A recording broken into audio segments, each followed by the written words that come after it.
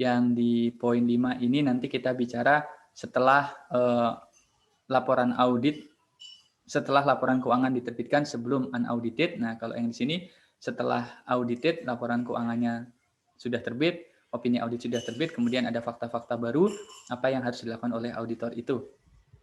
Kita masuk ke yang pertama, untuk merancang dan melakukan tes audit yang terkait dengan tujuan presentation and disclosure. Di sini ada yang disebut dengan masalah additional test atau extended test. Sebagai bagian dari tahap 4, ini auditor kan mengevaluasi bukti yang sudah diperoleh dari 3 tahap pertama ya. Jadi kita sudah melaksanakan TOC, kita sudah melaksanakan SAP, kita sudah melaksanakan STOT, dan kita sudah melaksanakan TDB di tahap 1 dan tahap kedua. Ini harus kita evaluasi pada tahap 4. Ini hasil evaluasi ini akan menentukan ya, apakah nanti bukti yang kita sudah dapatkan ini atau sudah cukup, atau kita perlu perpanjang atau tambahkan sehingga ini perlu kita extend. Kalau kita cukup, ini berarti kita sudah bisa langsung membuat opini audit sebagai simpulan pemeriksaan. Nah, kalau kita extend, berarti kita akan menambah prosedur pemeriksaan atau prosedur audit. Jadi tujuan dari pembuatan prosedur tambahan ini fokusnya adalah untuk meyakinkan bahwa presentation and disclosure yang disajikan oleh manajemen itu sudah memadai gitu.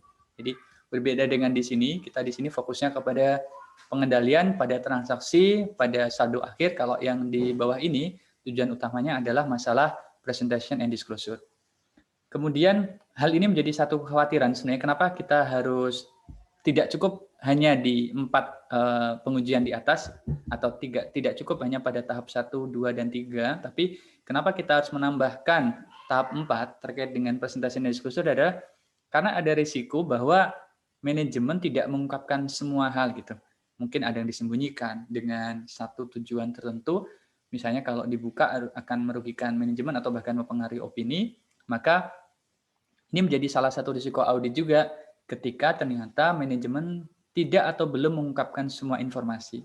Sehingga adanya penambahan P2 di sebelah kanan ini, kita harapkan bisa meyakinkan bahwa seluruh pengungkapan dari manajemen itu sudah memadai tadi. Nah, ini ada presentasi, ada audit objektif terkait dengan asersi presentation and disclosure. Jadi fokus dari presentation and disclosure ini tujuan auditnya hanya ada 2 ya. Yang pertama adalah terkait dengan transaksi, yang kedua adalah terkait dengan saldo. Kalau terkait dengan transaksi, fokus kita adalah pada satuan-satuan transaksi pada masing-masing akun itu sudah diagregasi ya, sudah dikumpulkan, sudah digabungkan, sudah dikonsolidasikan, dan juga dijelaskan dengan tepat. Pengungkapannya sudah relevan dan juga understandable atau dapat dimengerti, mudah difahami, mudah dibaca, dan seterusnya. Kemudian kalau yang terkait dengan saldo, ini kita bicaranya masalah saldo akhir, pengumpulan dari total yang sudah kita uji melalui prosedur test of detail balance. Kalau di sini ya mungkin sudah menjadi gabungan dari prosedur TOC, SAP, dan STOT.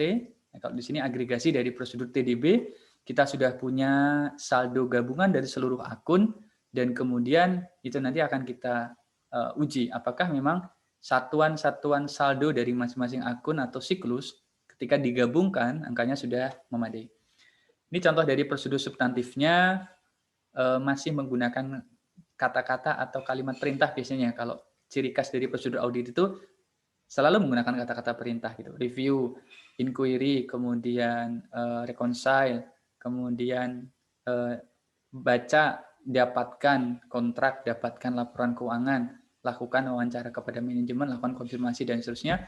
Di sini tinjau kebijakan pengenalan pendapatan. Misalnya kita mau fokus pada kebijakan akun-akun tertentu, kita mau analisis apakah kebijakan dari organisasi itu sudah sesuai dengan PABU misalnya. Apakah kebijakannya ini tidak melanggar ketentuan yang lebih umum? Apakah kebijakan ini sudah memang relevan dengan standar akuntansi yang berlaku umum, dan seterusnya. Kemudian lakukan rekonsiliasi. Ini kalau kita bicara soal masalah disposal. Di yang ketiga ini masalah piutang, kita diminta untuk meninjau kontrak-kontrak utang dari klien dan juga footnote dalam laporan keuangan. Dan sebaliknya kalau misalnya penyajian utang berarti juga sama, kita harus meninjau kontrak piutang dari klien dan dari vendornya.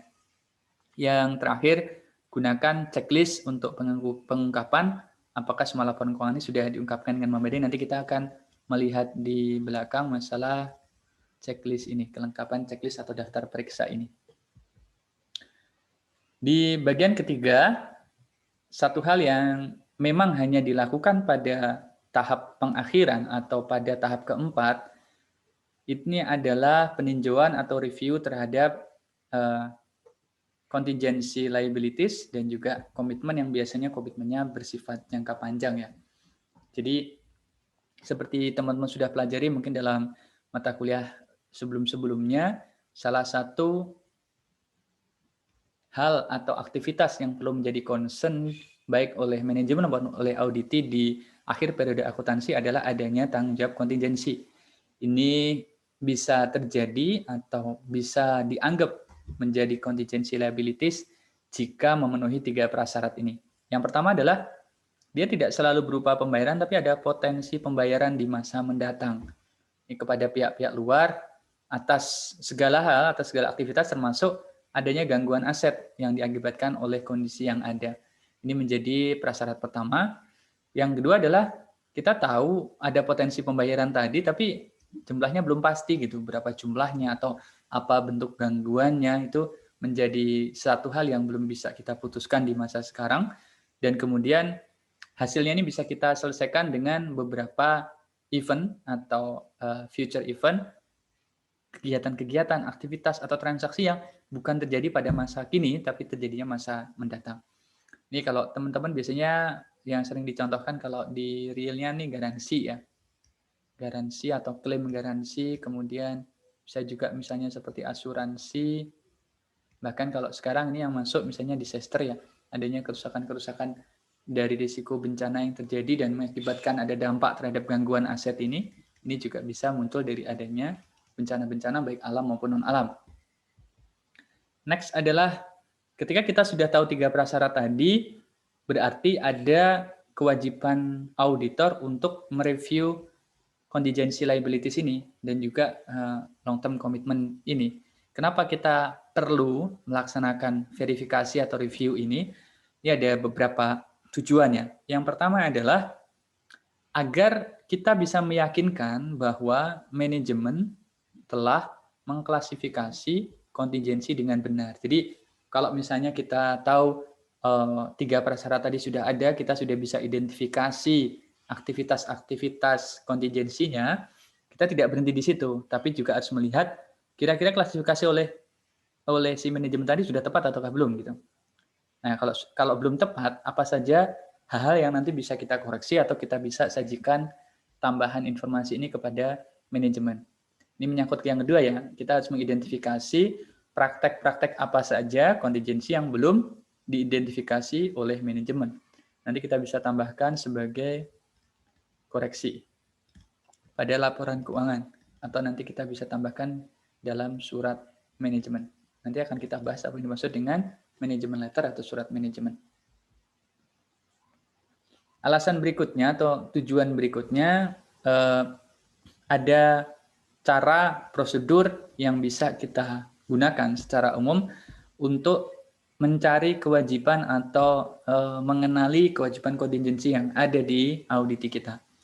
Pertama yang paling mendasar adalah melaksanakan inquiry. Inquiry atau wawancara. Kita bisa minta kepada manajemen untuk menjelaskan, Bapak Ibu manajemen punya nggak sih semacam estimasi atau semacam deskripsi terhadap peristiwa-peristiwa yang memungkinkan nanti terjadinya munculnya contingency liabilities ini gitu. Jadi kita bisa memulai dari yang paling mendasar dan paling mudah adalah minta kepada manajemen untuk menjelaskan kira-kira apa saja peluang-peluang yang bisa menimbulkan dampak adanya kewajiban kontingensi ini. Yang kedua, meninjau laporan agen pendapatan internal ya. Ini IRA atau Internal Revenue Agen ini kalau di Amerika ya IRA, kalau di kita mungkin kurang lebih sama dengan Direktorat Jenderal Pajak gitu. Mungkin di beberapa bidang tugas IRE ini salah satunya adalah mengidentifikasi laporan-laporan terkait dengan perusahaan. Nah, kita juga bisa kalau sebagai auditor minimal ini yang bisa kita lakukan kalau misalnya kita sulit mengakses kepada laporan DJP, minta kepada laporan internal audit dari masing-masing kantor yang kita periksa. Jadi biasanya kita mereview dalam 1 tahun ini ada nggak sih laporan audit dari IA ini atau dari internal auditor ini. Nanti kita minta, kita evaluasi, kira-kira dari laporan auditnya ada nggak yang berdampak pada kontingensi. Yang ketiga adalah kita perlu meninjau laporan dan juga risalah-risalah rapat, baik itu dilakukan oleh direksi atau direksi dan pemegang saham atau divisi-divisi terkait. Ini biasanya kita bisa minta apa yang disebut dengan notulen rapat gitu. Notulen rapat ini kita bisa tanyakan kira-kira hasilnya rapat itu ada nggak yang bisa kita evaluasi sebagai kaitan dengan informasi kontingensi ini. Dan terakhir adalah menganalisis biaya hukum. Biaya hukum itu biaya-biaya yang muncul dari aktivitas hukum ya, biasanya nyewa pengacara, biaya persidangan dan seterusnya. Ini kita lihat dan kita bisa mereview putusan-putusan yang ada di masing-masing laporan biaya hukum ini. Prosedur selanjutnya adalah bisa minta surat dari setiap pengacara yang dimiliki oleh klien kita. Jadi biasanya kalau swasta mereka selain punya divisi hukum atau legal division, bisa jadi mereka juga meng-hire ya pengacara-pengacara yang mahal gitu atau yang pengacara-pengacara profesional. Saya ralat ya, bukannya mahal. Kalau mahal atau murah kan itu relatif soal tarif ya. Ini yang saya maksud adalah pengacara-pengacara yang ada di luar divisi legal perusahaan itu yang mungkin di-hire untuk memberikan layanan hukum. Jadi kita bisa minta semacam informasi atau surat dari pengacaranya klien apa saja kasus-kasus yang sedang dihadapi pada masa kini dan kita bisa melihat nanti bisa mengevaluasi ada nggak dampaknya untuk masa depan. Terus meninjau dokumentasi audit, kalau ini berarti lebih kepada internal kita dan kalau nanti ada dokumentasi audit yang kira-kira baik dari usulan jurnal koreksi atau temuan pemeriksaan kita berdampak pada contingency liability juga sama, kita harus sampaikan kepada manajemen. Yang terakhir adalah memeriksa surat kredit yang berlaku pada tanggal neraca. Nah, kira-kira masih ada nggak tagihan-tagihan kita, kredit-kredit terhadap pihak lain yang nantinya begitu laporan keuangan sudah tutup buku, masih ada dampak pada penyajian di laporan keuangan tahun sebelumnya yang sedang kita audit. Ini membedakan antara apa yang harus dilakukan oleh auditor ketika contingency liability tadi kemungkinannya terjadinya kecil atau besar. Kalau kecil bagaimana, kalau besar bagaimana. Yang pertama istilah di sini adalah pakai istilah remote ya. Atau sedikit kesempatan. Mungkin kita bisa bilang jarang gitu atau bahkan tidak pernah, hampir tidak pernah. Hampir tidak ada gitu juga bisa. Jadi kalau yang jarang ini atau hampir tidak terjadi ini, dampaknya dalam laporan keuangan adalah tidak ada pengungkapan yang perlu disampaikan oleh audit kita. Jadi kalau memang mustahil terjadi atau jarang terjadi atau hampir tidak pernah terjadi ya nggak usah diungkapkan gitu. Yang kedua lebih dari jarang ya, reasonable possible gitu ya. Mungkin terjadi, tetapi tidak sangat sering. Mungkin bahasa yang sering kita pakai biasanya adalah kadang-kadang gitu. Kalau kadang-kadang ini bisa kita gunakan footnote atau catatan kaki pada laporan keuangan di CALK-nya.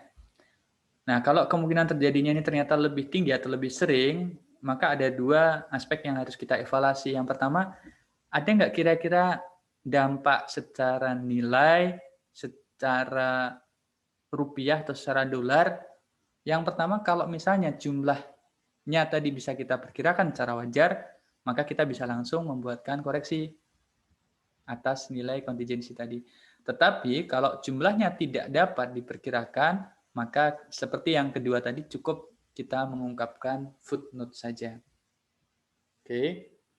Jadi ini adalah hubungan antara kemungkinan terjadinya dengan perlakuan pada laporan keuangan atas temuan auditor mengenai masalah contingency liabilities tadi. Ini adalah contoh dari apa yang disebut dengan catatan kaki ketika kita sudah punya estimasi ya. Ini bunyinya misalnya begini ya. Ada berbagai gugatan dan tuntutan terhadap perusahaan dan seluruh anak-anak perusahaannya yang laporan keuangannya dikonsolidasikan ke perusahaan. Hal itu adalah opini dari manajemen perusahaan atau berdasarkan opini manajemen berdasarkan pada informasi saat ini bahwa ultimate liability yang berasal dari gugatan dan tuntutan tidak akan mempengaruhi materialitas laporan keuangan konsolidasian atau hasil operasi perusahaan dan seluruh anak perusahaannya. Perusahaan sudah menyetujui untuk memberi garansi pembayaran kembali dari pinjaman bank sebesar 14 juta dolar kepada beberapa perusahaan afiliasi di mana perusahaan tersebut memiliki kepemilikan kecil. Ini bentuk footnote yang dicontohkan di sini ketika itu reasonably possible atau probable, cukup mungkin terjadi atau kemungkinan terjadinya lebih tinggi, maka dibuatkan footnote seperti ini ya, dibuatkan catatan kaki untuk akun-akun yang terkait. Ini berarti akunnya adalah liability. Next adalah tujuan 23.3 untuk mendapatkan dan mengevaluasi surat dari pengacara klien. Tadi sudah saya sampaikan bahwa salah satu tujuan utama dari perolehan surat ini adalah agar auditor bisa mengevaluasi segala kasus hukum. Ini disebut dengan litigasi ya. Litigasi ini adalah ya sebut saja proses hukum yang harus dilewati oleh klien atau tuntutan-tuntutan hukum yang sedang dihadapi klien, dan kita harus mengevaluasi apa dampak terhadap kasus-kasus hukum ini. Ini daftar dari litigasi ini kemudian kita minta kepada pengacara si klien tadi, kita minta setidaknya 2 daftar berikut. Yang pertama adalah apa saja ancaman atau bahasa lain mungkin tuntutan hukum ya yang sedang berjalan atau masih tertangguh, artinya berarti belum ada putusan pengadilan. Dan kemudian yang kedua, apa saja tuntutan-tuntutan yang dinyatakan atau tidak dinyatakan, dan kemudian pengacara ini memiliki keterlibatan yang signifikan. Berarti misalnya ada kasus-kasus yang terkait dengan perusahaan itu dan kemudian pengacaranya tetap terlibat, terlepas nanti ada dampak terhadap klaim harta atau uang perusahaan ataukah tidak, maka pengacara ini karena dia terlibat akan diminta daftarnya juga, kita minta untuk penyelidikannya juga. Ini penyelidikannya atau inquiry-nya atau permintaannya. Ini kita buat saja bahasanya menjadi permintaan dokumen ya, jangan penyelidikan. Karena kalau penyelidikan bukan ranah auditor ya. Jadi permintaan dokumen standar kepada pengacara klien atau informasi ini bisa mencakup hal-hal yang ada di bawah ini. Yang pertama adalah selain ada item atau daftar tadi atau list kasus-kasus apa yang dihadapi, kita juga bisa minta komentar lebih lanjut atau informasi lebih lanjut. Tidak hanya fokus kepada perkembangan kasusnya, tapi kita juga bisa meminta opini dari pengacara tadi. Ini bermanfaat nanti untuk estimasi kontingensi tadi. Kira-kira bagaimana peluang menang atau kalahnya, atau mungkin apa dampak yang akan dihadapi klien secara laporan keuangan, kira-kira bisa nggak nanti ada dampak keuangan, klien harus membayarkan sejumlah uang tertentu, atau sebaliknya bisa mendapatkan sejumlah uang tertentu gitu. Kemudian kalau ini tadi sifatnya individu pengacara, kalau yang ini adalah firma hukum. Sama halnya kalau yang di atas ini adalah auditor, kalau di sini adalah KAP-nya. Kita minta secara official dari kantor hukumnya si pengacara tadi untuk mengidentifikasi tindakan hukum apa saja litigasi yang terdaftar maupun tidak terdaftar, dan minta semacam konfirmasi bahwa daftar hukum yang ada di klien tadi sudah komplit sebagai prosedur tambahan atau prosedur alternatif dari si pengacaranya tadi.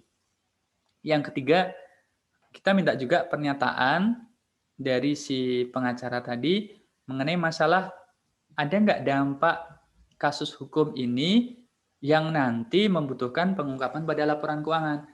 Karena yang 1 dan 2 ini kan belum tentu semuanya berkaitan dengan masalah finansial gitu. Kalau misalnya tidak ada dampak tuntutan keuangan ya berarti hanya berhenti di kasus hukum saja. Tapi kalau misalnya yang ketiga nanti masalah hukum ini akan ada dampak tuntutan, pembayaran, klaim, dan seterusnya yang ada dampaknya terhadap laporan keuangan, Ini auditor juga perlu menanyakan kepada pengacara, kira-kira menurut opini si pengacara tadi bagaimana? Ada nggak nanti akibat lebih lanjut sehingga auditor perlu melaksanakan koreksi pada laporan keuangan.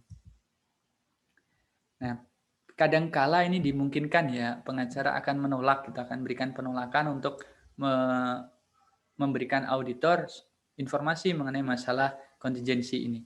Kenapa ini bisa terjadi? Di sini dijelaskan bisa dua hal sebabnya atau dua hal aspeknya. Yang pertama adalah pengacara emang kurang paham gitu. Misalnya dia paham dari masalah kasus hukumnya, tapi tidak paham tentang masalah finansialnya. Dia tahu perkembangan kasusnya, tapi kalau ditanya ada nggak Pak dampaknya terhadap laporan keuangan, itu di luar kemampuannya dia untuk menjelaskan, dan dia memang nggak bisa ngasih karena memang dia tidak paham atau tidak tahu. Yang kedua, dia sebenarnya mengerti, tapi menurut pengacara ini merupakan kerahasiaan dari klien tadi. Nah, kalau ketemu yang kedua ini biasanya prosedur alternatifnya auditor akan meminta melalui klien ya. Jadi klien biasanya akan kirim surat seperti hanya surat konfirmasi hutang piutang atau konfirmasi minta rekening koran ke bank, itu biasanya si klien akan membuat surat atas nama auditor. Kalau pengacaranya menolak, ini auditor misalnya memandang informasi ini sangat signifikan, berarti ada dampak kepada opini ini. Kalau misalnya memang kasus yang sedang ditanyakan auditor tadi sangat signifikan dan berpengaruh terhadap laporan keuangan, akan ada kemungkinan auditor mengubah laporan auditnya karena kurangnya bukti. Jadi cukup ngeri ya, atau cukup berat ini dampaknya ketika memang auditor menganggap proses litigasi itu penting, namun buktinya tidak diperoleh. Sementara kalau di Amerika sana, SOX atau Sarbanes-Oxley Act ini sebenarnya sudah mengatur ya, sudah memberikan kewajiban kepada si pengacara yang ada di Amerika sana, khususnya yang melayani perusahaan publik untuk melaporkan pelanggaran material terhadap undang-undang. Di Indonesia ini kemarin contohnya apa yang dilakukan oleh OJK atau regulator yang lain ya, Bursa Efek ini juga memberikan rilis kepada publik kalau misalnya ada kasus-kasus yang sifatnya pelanggaran hukum ya. Next, di tujuan belajar yang keempat, kita bicara soal subsequent event atau transaksi setelah akhir tahun atau transaksi setelah periode akuntansi berakhir. Ini teman-teman bisa lihat, ini berarti tahun buku yang diperiksa oleh auditor adalah 2019, berakhir laporan keuangannya pada 31 Desember. Maka mulai bulan Januari, tanggal 1 Januari 2020, ini adalah periode audit. Disebut juga dengan istilah field audit atau audit lapangan. Ini akan berakhir, field audit ini tanggal 11 Maret 2020. Jadi mulai 1 Januari sampai 11 Maret ini adalah periode auditor melaksanakan audit atas laporan keuangan. Dan pada tanggal 11 Maret ini adalah tanggal auditor menerbitkan laporan audit. Jadi auditornya menanggali laporan auditnya tanggal 11 Maret, sekaligus idealnya ini, saya bicara ideal dulu karena nanti di belakang ada kasus lain, auditor memberikan juga laporan audit terbit pada tanggal ini. Jadi ada dua tanggal ya, tanggal laporan audit dan tanggal penerbitan. Kadangkala secara praktek di lapangan nggak selalu sejalan. Misalnya di sini 11 Maret adalah tanggal di audit report, tapi laporan keuangannya itu terbit bukunya bisa misalnya 10 hari berikutnya gitu, misalnya tanggal 21 bulan Maret, karena dia butuh beberapa proses administrasi, pencetakan dan seterusnya, sehingga ada jeda di sini selama 10 hari. Nah, nanti setelah klien menerima laporan audit dari kantor akuntan, maka klien akan menerbitkan laporan keuangan audited. Kalau di sini berarti laporan keuangan unaudited. Di sini kita lihat ada tanggal yang ada di kotak-kotak biru ini. Ini adalah periode yang sangat mungkin terjadi subsequent event ya. Jadi di sini jelaskan auditor bertanggung jawab untuk mereview peristiwa berikutnya atau subsequent event yang terjadi antara tanggal 31 Desember hingga 11 Maret. Tetapi tidak setelah tanggal laporan audit. Nah, di sini berarti kalau misalnya laporan auditnya tertanggal 20, ada beberapa tanggal itu sebenarnya tidak menjadi tanggung jawab auditor. Tapi nanti sekali lagi di belakang ada case, kalau ada kejadian bagaimana gitu. Akhirnya kebanyakan prosedur audit itu dilakukan mendekati tanggal laporan. Jadi akan fokus untuk subsequent event itu sekali lagi ya bisa bulan Februari atau bisa bulan mendekati tanggal 11 Maret ini.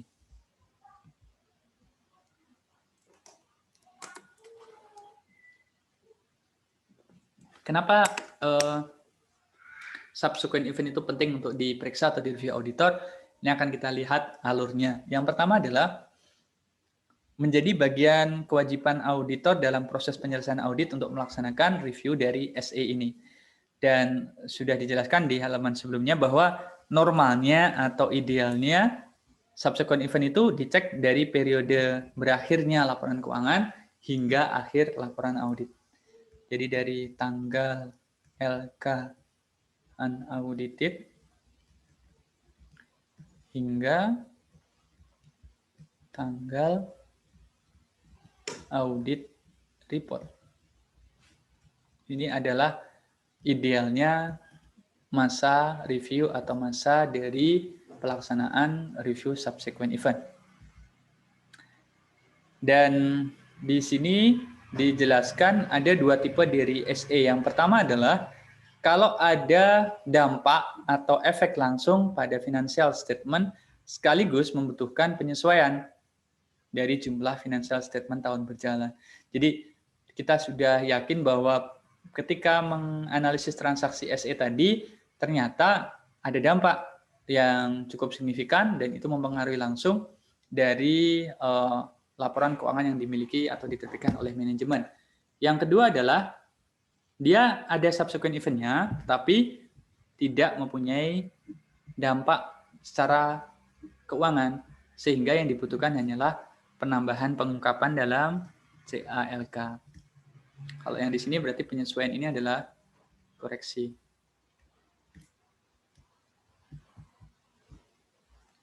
Dan dari sisi prosedur juga ada dua kategori. Yang pertama adalah prosedur subsequent event yang menjadi bagian dari verifikasi jumlah saldo akhir tahun.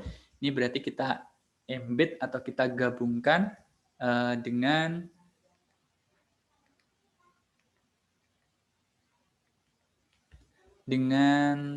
pengujian melalui test of detail balance ya. Jadi pada saat kita menguji test of detail balance, sekaligus kita melaksanakan verifikasi dari subsequent event.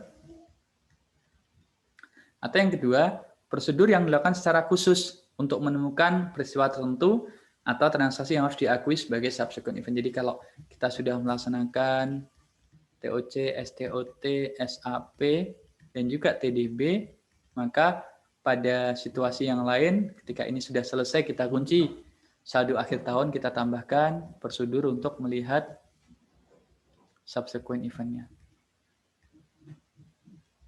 Kalau ingin tadi menjadi bagian dari tes detail balance-nya. Yang keempat, auditor kadang-kadang menentukan bahwa subsequent event ini akan mempengaruhi financial statement yang saat ini sedang diperiksa dan terjadi setelah tanggal laporan audit. Tadi masih ingat ilustrasi yang awal tadi. Kalau tadi kita ilustrasikan ada tanggal 31 Desember, kemudian ada tanggal kalau nggak salah 11 Maret, tanggal laporan auditnya, kemudian auditi menerbitkan laporan pada 26 Maret. Kita lihat lagi. Nah, begitu ada tadi kan di awal teorinya adalah di sini ya, SE itu menjadi kewajiban auditor untuk memeriksa di sini. Tapi kalau misalnya ketemunya pada tanggal ini bagaimana gitu? Laporan auditnya belum terbit, tapi tanggal auditnya atau tanggal laporan auditnya 11 Maret, pada situasi ini akan ada dua opsi yang bisa dilaksanakan oleh auditor. Yang pertama adalah auditor memberikan perluasan pengujian ya, laksanakan extend. Jadi kalau sebelumnya hanya fokus kepada SE yang berada antara 31 Desember hingga 11 Maret, pada saat peristiwa ini terjadi dan dirasa ini berisiko, di sini yang saya arsir ini, maka auditor memperluas semua pengujian. Jadi mulai dari 31 diulas lagi sampai dengan 26 Maret. Yang kedua, opsi kedua hanyalah membatasi review hal yang terkait dengan subsequent event baru. Berarti yang SE baru tadi hanyalah yang di sini yang dilihat dan akan dianalisis ada tidak dampaknya kembali ke yang dua opsi tadi ya, ada pengaruh secara finansial atau hanyalah diperlukan pengungkapan saja.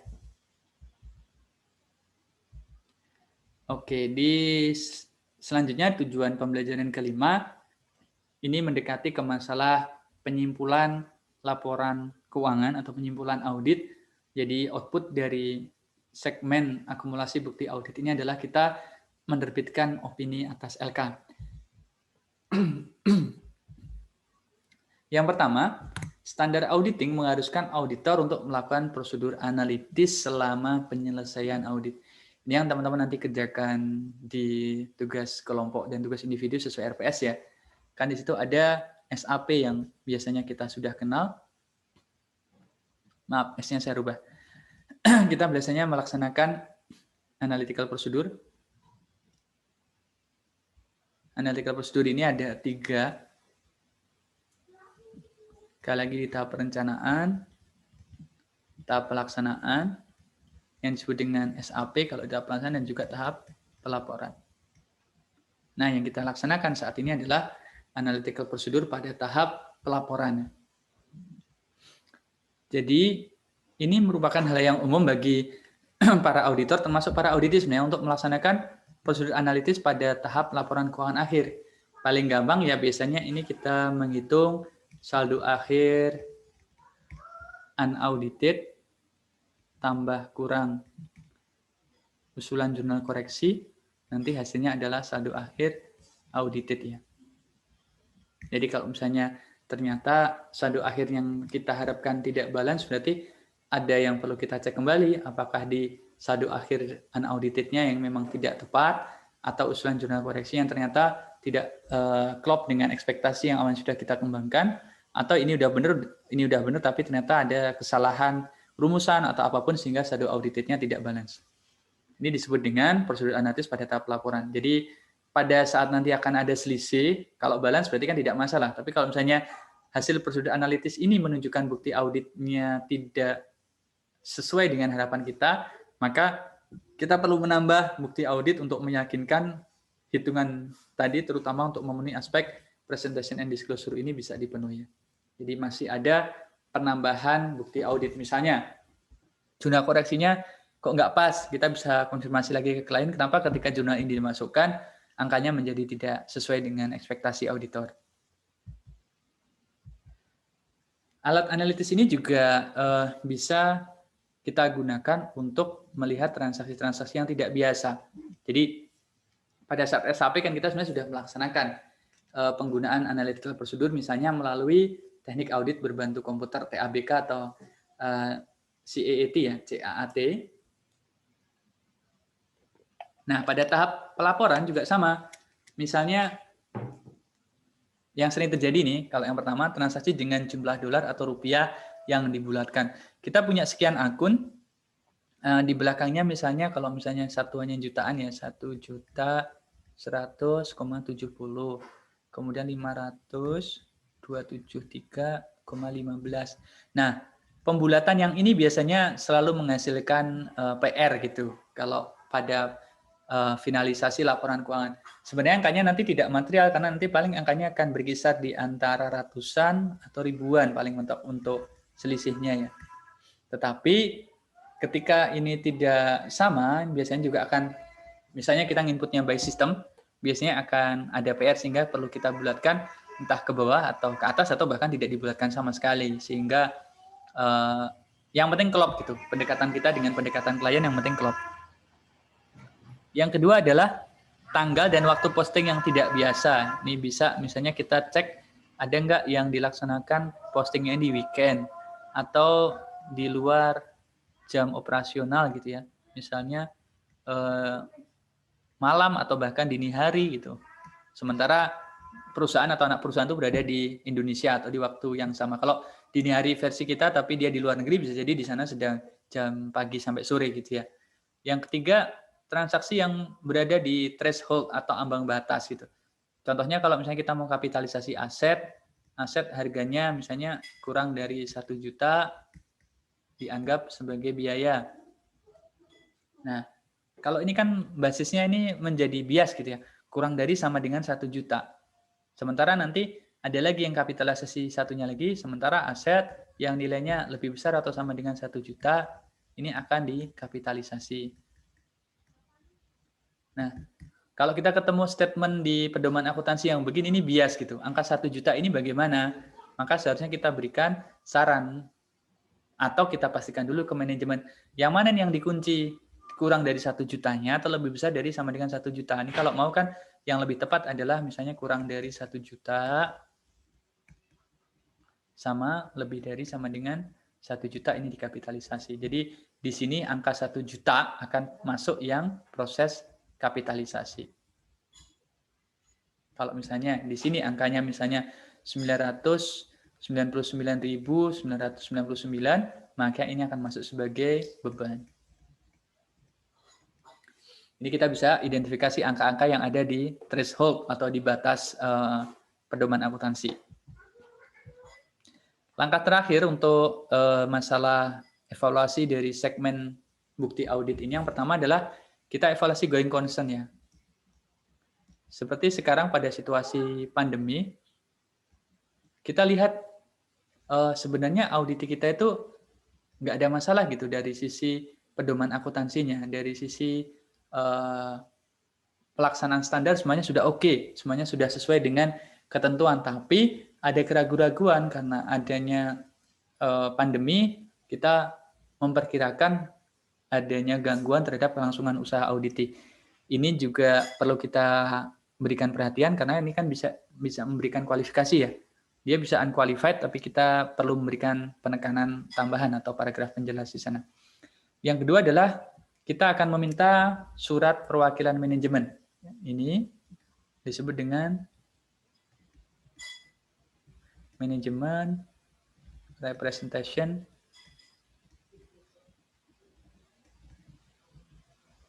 letter atau surat representasi manajemen. Nanti akan ada surat dari auditor yang disebut dengan manajemen letter. Kalau yang ini dari auditi atau dibuat oleh auditi, yang ini dibuat oleh auditor. Yang manajemen representation letter ini, MRL ini, isinya adalah pernyataan dari manajemen bahwa manajemen sudah melaksanakan segala sesuatu sesuai dengan standar akuntansi yang berlaku umum dan seterusnya.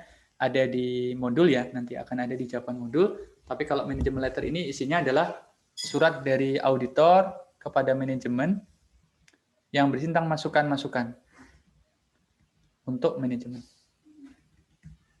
Saran, rekomendasi, temuan pemeriksaan, ini menjadi bagian dari yang disebut dengan manajemen letter.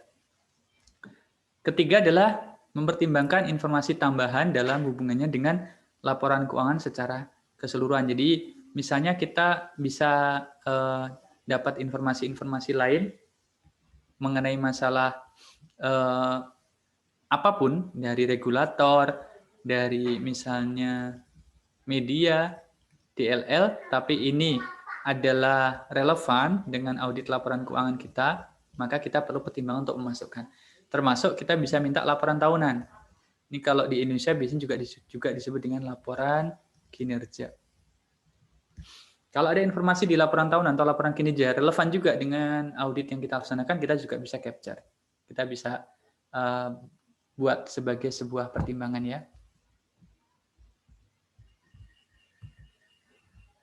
Next adalah, ini suplementari ini kalau di Indonesia tidak terlalu relevan ya. Ini kemarin saya hapus. Kita lanjut saja di 236. Pada saat menyelesaikan audit, ini bisa juga dilaksanakan yang disebut dengan pengisian checklist. Kenapa sih pengisian checklist ini perlu dilaksanakan, teman-teman, ini digunakan sebagai salah satu cara untuk memastikan kualitas ya. Jadi kan salah satu kewajiban di standar audit itu kan harus dijaga kualitas auditnya. Ini kalau biasanya kalau di kami disebutin dengan quality assurance dan quality control ya.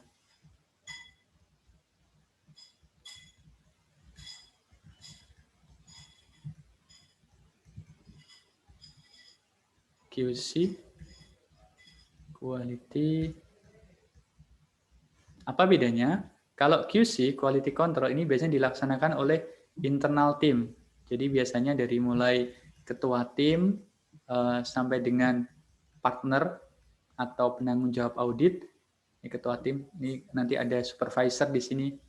Ini melaksanakan yang disebut dengan quality control. Nah, kalau quality assurance ini biasanya dilaksanakan di luar tim.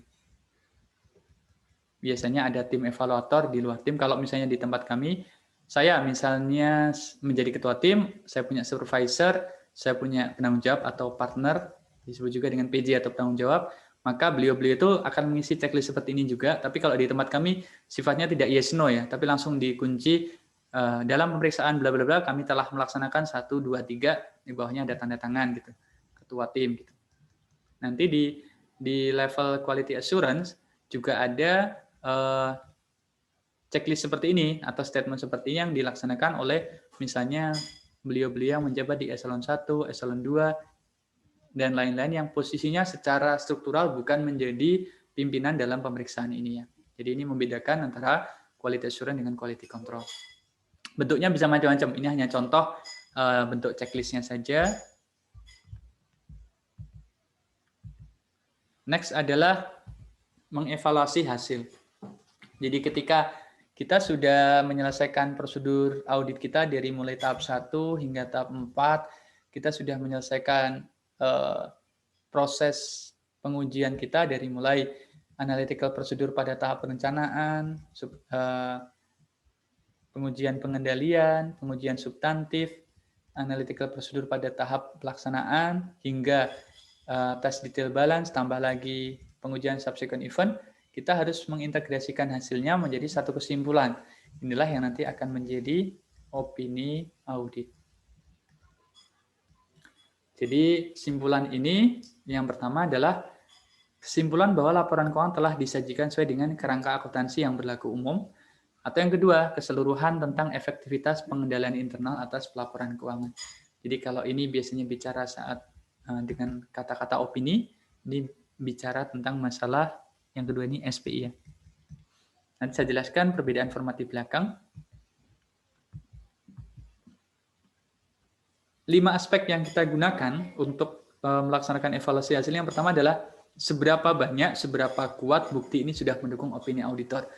Masih ingat ya, bukti kategorinya harus ada relevansi dan juga reliabilitas. Relevansi ini kita bicara soal kualitas, reliabilitas ini kita bicara soal, nanti relevansi ini kita bicara soal kuantitas dan juga kuantitasnya. Ini keandalannya untuk reliabilitasnya. Ini dulu bicara soal kualitas bukti. Yang kedua adalah seberapa lengkap atau seberapa bagus laporan keuangan sudah disajikan oleh audit kita. Yang ketiga, kita harus mereview dokumentasi audit. Ini disebut juga dengan kertas kerja audit atau kertas kerja pemeriksaan. Bahasa lainnya adalah audit working paper. Jadi audit working paper ini menjadi bukti yang akan kita jaga, yang akan kita gunakan sebagai aspek mengevaluasi hasil tadi. Jangan sampai kita membuat temuan, jangan sampai kita membuat jurnal koreksi tanpa adanya bukti, itu intinya. Dan bukti tadi akan kita simpan sehingga menjadi dokumentasi audit. Kemudian kita akan meninjau kualitas dari, ini bahasanya aslinya engagement ya. yang di kelas 08 tadi sudah saya review menjadi kualitas perikatan. Ya kita bisa melihat kira-kira penugasan yang sekarang kita alami itu sudah bagus belum sih gitu. Sudah sesuai harapan kita ataukah belum. Yang terakhir adalah ringkasan dari evaluasi bukti.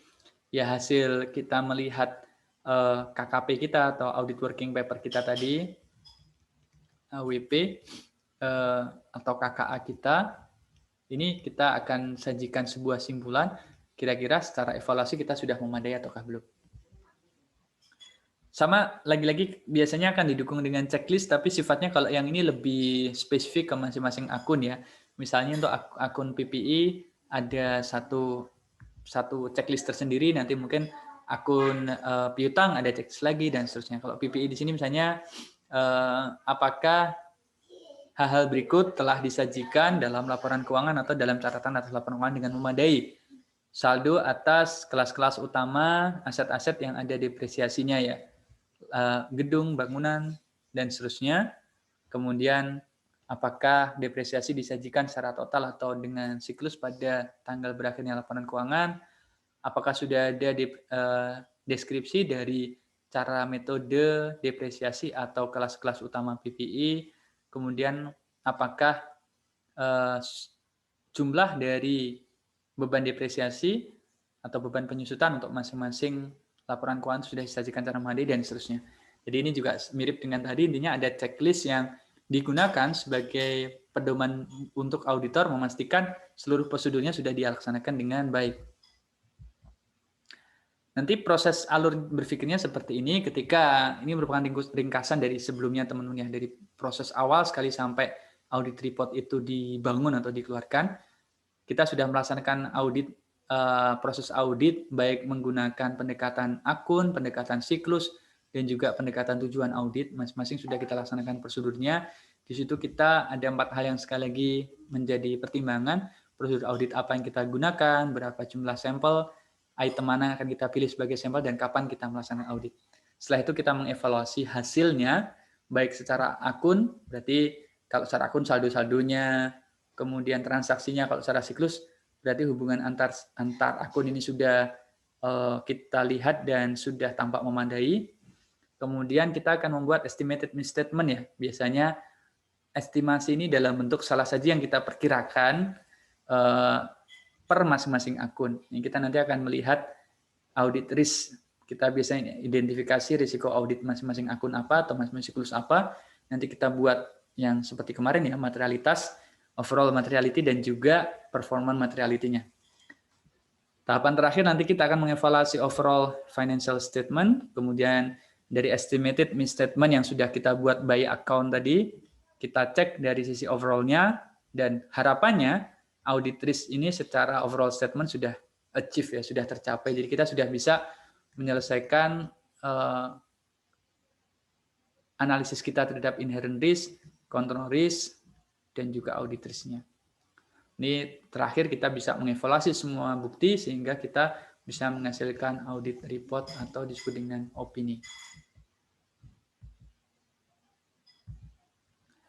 Ini auditor harus menunggu ya sebenarnya, harus firm untuk memutuskan apa opini yang tepat ketika semua bukti sudah dikumpulkan. Jadi kembali ke tadi ya, di akhir-akhir pun ketika kita sudah mengevaluasi bukti kok masih ada yang keyakinan kita kurang atau tidak memadai, maka biasanya akan ada prosedur-prosedur tambahan untuk meyakinkan betul bahwa laporan keuangan itu sudah kita kunci sedemikian rupa, kita yakin dengan bukti yang kita kumpulkan.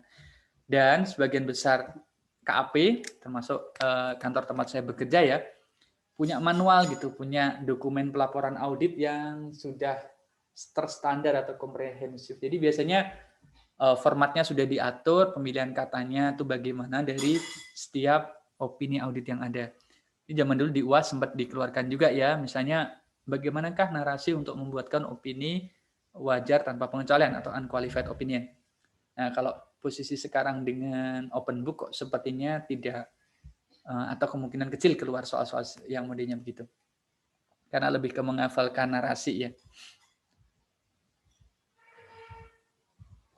Di tujuan pembelajaran ke-7, ini kita perlu melakukan komunikasi dengan komite audit dan manajemen ya.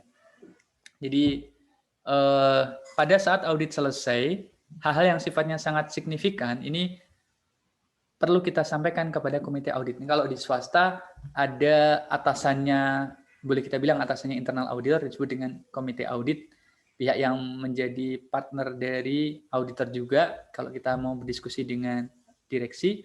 Kemudian ada juga yang disebut dengan pihak lain yang bertanggung jawab atas tata kelola, ini bisa disebut dengan TCWG ya, those charged with governance ya, those charged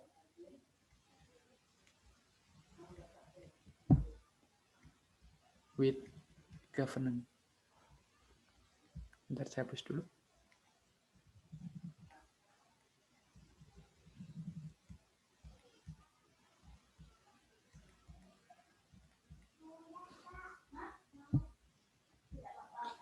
Jadi those charged with governance ini bisa siapapun yang diberikan tanggung jawab, diberikan tugas oleh pemegang saham untuk mengurusi tata kelola atas laporan atas perusahaan, termasuk atas laporan keuangannya. Apa saja yang perlu kita sampaikan kepada komite audit atau TCWG? Yang pertama adalah kalau ada tindakan penipuan atau tindakan fraud yang bisa dideteksi oleh auditor. Yang kedua adalah kalau ada kelemahan atau defisiensi internal control SPI yang kita temukan. Nah, kemungkinan lainnya dan juga surat manajemen atau yang tadi saya sudah sampaikan, inilah disebut dengan manajemen letter. Ini biasanya berisi masukan-masukan, rekomendasi atau masalah yang ditemukan oleh auditor. Ini di sektor private. Nah, kalau di sektor publik, saya tulis di atas saja ya biar nggak bingung. Di sektor publik kan saya pernah cerita kalau laporannya sampai tahun 2020 kemarin itu ada 3 ya, opini, kemudian ada buku tentang SPI dan buku tentang kepatuhan. Ini kalau ada masalah fraud bisa masuk di sini. Nah, mulai tahun 2021 ini ada 2 buku, satu adalah opini, yang kedua adalah SPI plus kepatuhan. Kalau dulu ada 3, 1, 2, 3. Jadi kalau sekarang permasalahan di sektor publik yang terkait dengan defisiensi internal kontrol dan juga masalah kepatuhan termasuk adanya fraud digabungkan satu buku menjadi buku 2 ini, isinya SPI dan kepatuhan. Yang hal-hal yang perlu dikomunikasikan yang pertama adalah masalah kemungkinan adanya fraud. Standar audit ini mengharuskan auditor untuk mengkomunikasikan semua penipuan dan tindakan ilegal terlepas dari materialitasnya. Jadi kasus yang sifatnya fraud atau kecurangan itu harus disampaikan terlepas dia misalnya kita anggap tidak material. Misalnya nilai asetnya sebuah perusahaan ini 1 triliun. Kita ketemu masalah fraud yang nilainya kurang dari 100 juta. Ini kan secara persentase jauh sebenarnya. Mungkin sekian 0, sekian persen dari angka 1 triliun ini. Tapi karena ini fraud, ini tetap perlu kita laporkan kepada auditi, kepada si manajemen tadi, karena ini menjadi satu hal yang diatur dalam standar. Yang kedua, masalah kelemahan SPI atau defisiensi dari internal pengendalian internal. Ketika kita menemukan masalah-masalah yang kita anggap signifikan, kita anggap material dalam masalah pengendalian internal, nanti ada risiko dia berdampak kepada seluruh pihak, ada risiko dia mempengaruhi berbagai siklus, maka ini nanti harus juga kita sampaikan kepada manajemen. Itulah disebut dengan defisiensi pengendalian internal. Nah, ini bisa kita sajikan dalam tadi yang disebut dengan manajemen letter.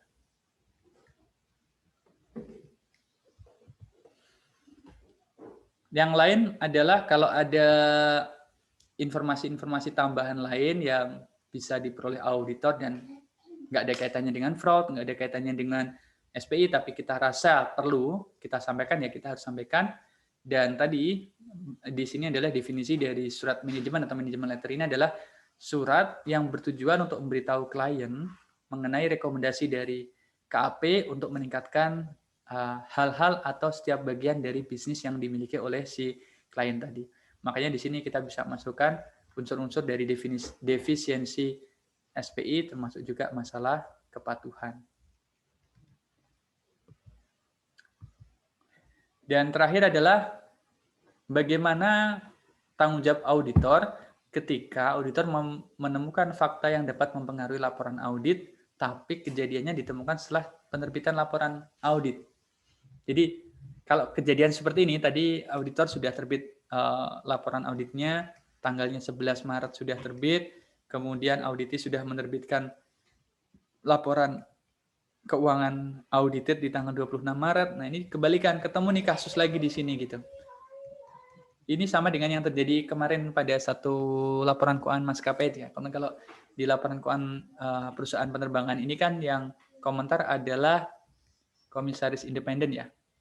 Sehingga di situ dampaknya adalah OJK juga Kementerian Keuangan ya turun tangan, kemudian memberikan macam-macam mulai dari rekomendasi, restate, sanksi dan seterusnya. Nah, kalau yang ini yang menemukan auditornya, kalau yang kemarin kan yang melaksanakan investigasi kan regulator berdasarkan catatan dari komisaris independen.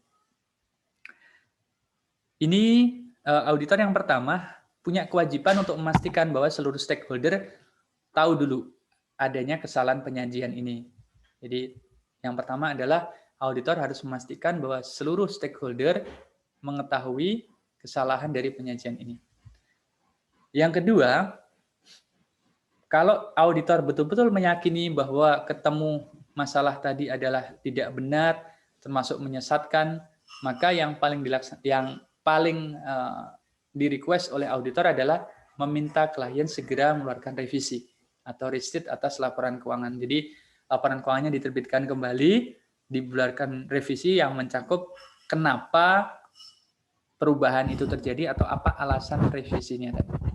Ini adalah tahapan kedua yang perlu dilaksanakan oleh auditor ketika menemukan kasus-kasus setelah laporan keuangan sudah terbit.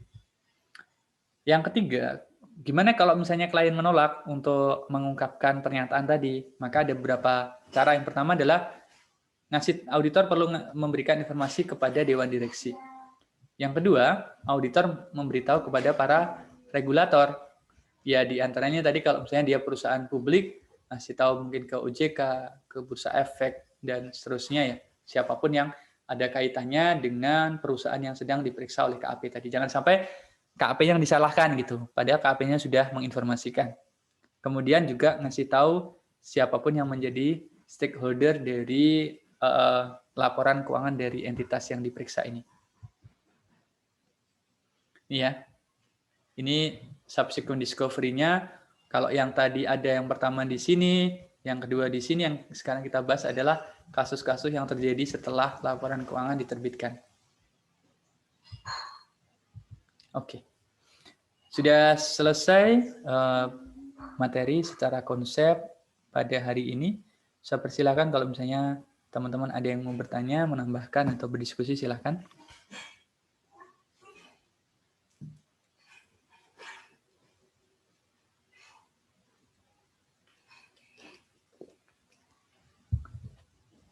Tidak ada? Belum, Mbak. Oke. Kalau belum ada, langsung saja ya, saya persilahkan. Kita masih punya waktu 1 jam 15 menit, kurang lebih untuk 2 presentasi. Kelompok yang akan mempresentasikan tugasnya di buku Pak Sukrisno Agus, kelompok berapa? Kelompok 3, Pak. Ya, silakan kelompok 3. Izin share screen ya, Pak? Ya, silakan. Siapa aja kelompok 3? Ada saya absen 14 Irsyad, terus Wara sama Yola, Pak. Oke. Silakan dimulai, Mas, Mbak kelompok 3. Irsyad, Wara, dan Yola. Apa sudah terlihat Excel-nya, teman-teman? Sudah.